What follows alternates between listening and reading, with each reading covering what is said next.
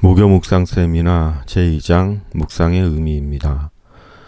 그리스도인의 묵상과 관련해 성경에서 제일 먼저 생각나는 말씀이 있다면 시편 1편 2절이 아닌가 합니다. 오직 여호와의 율법을 즐거워하여 그의 율법을 주야로 묵상하는 도다. 묵상하면 대부분의 성도들은 시편 1편 2절의 말씀을 생각하지 않을까 합니다. 바로 복 있는 사람은 하나님의 율법을, 하나님의 말씀을 주야로 묵상하는 사람이라고 말씀합니다. 다시 말해 주의 말씀을 묵상하는 사람이 복 있는 사람인 것입니다. 또 여호수아 1장 8절은 이 율법책을 내 입에서 떠나지 말게 하며 주야로 그것을 묵상하여 그 가운데 기록한 대로 다 지켜 행하라. 그리하면 내 길이 평탄하게 될 것이라 내가 형통하리라고 말씀합니다. 하나님의 말씀을 주야로 묵상하며 행하는 자의 길이 평탄하고 형통하다고 말씀합니다. 묵상은 복되고 평탄하며 형통한 삶과 중요하게 연관되어 있는 것입니다.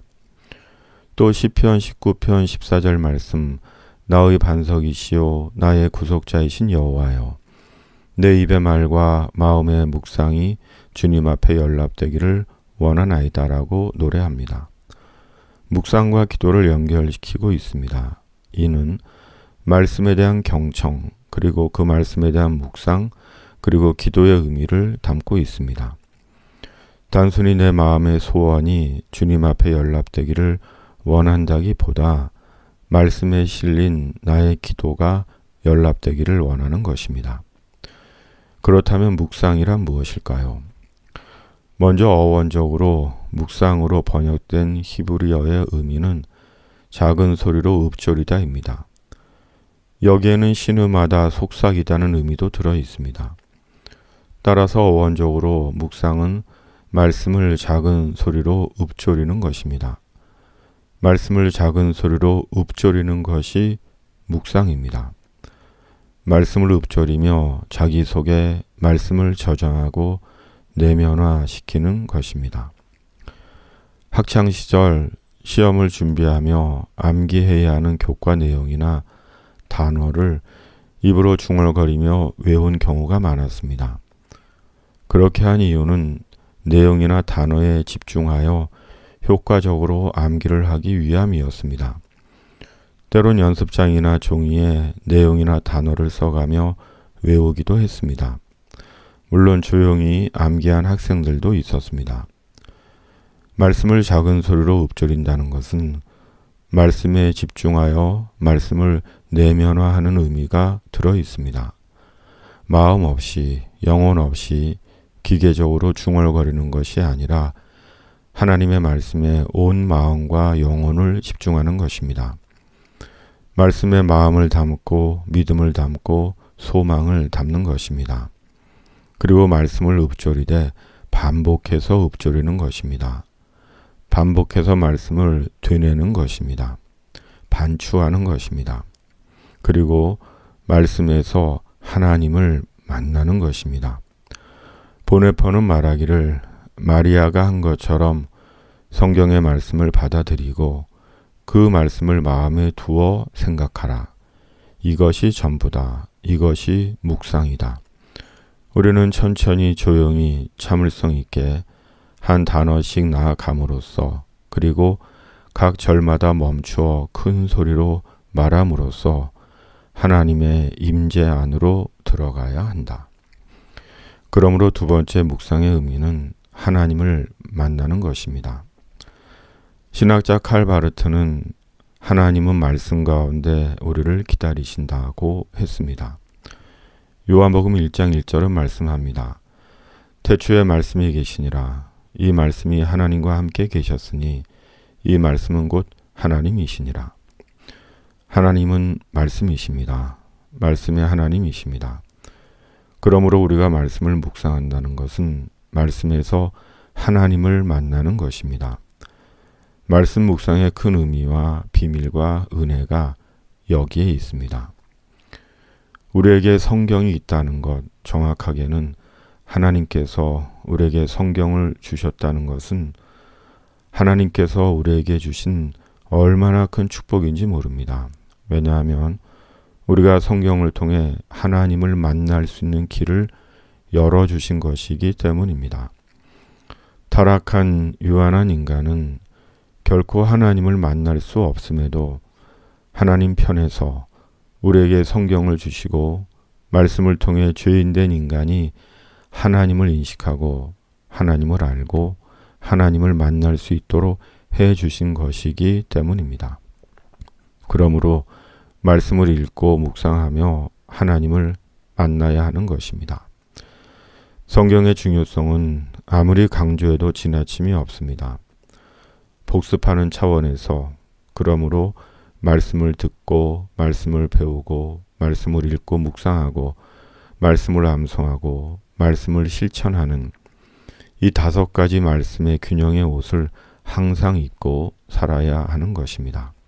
그러므로 말씀 묵상을 통해 매일 하나님을 만나야 합니다. 말씀에서 기다리시는 하나님을 만나야 합니다. 창조와 구원의 하나님을 만나야 합니다. 육신을 입으신 말씀 예수 그리스도 안에서 살아계신 영원하신 하나님을 만나야 합니다. 너희는 여호와를 만날 만한 때에 찾으라. 가까이 계실 때 그를 부르라.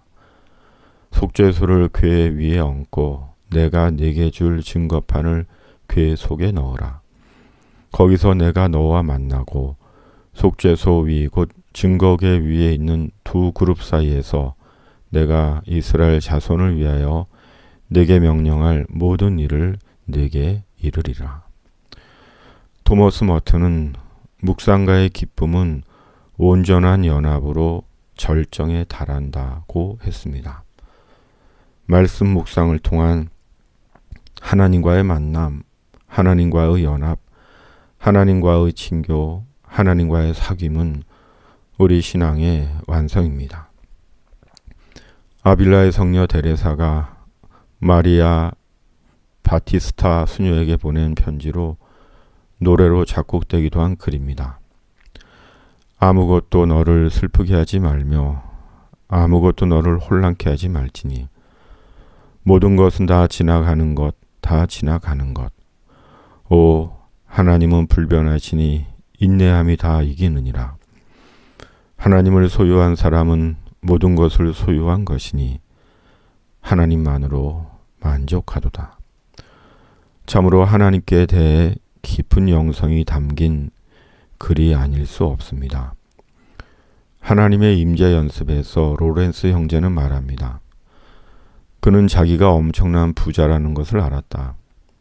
그는 그것이 하나님으로부터의 어떤 선물이라기보다는 오직 하나님 자신만을 구하는 데서 비롯되는 것이라고 믿었다. 하나님의 선물보다는 하나님 자신이 훨씬 크다는 것을 그는 믿었던 것이다.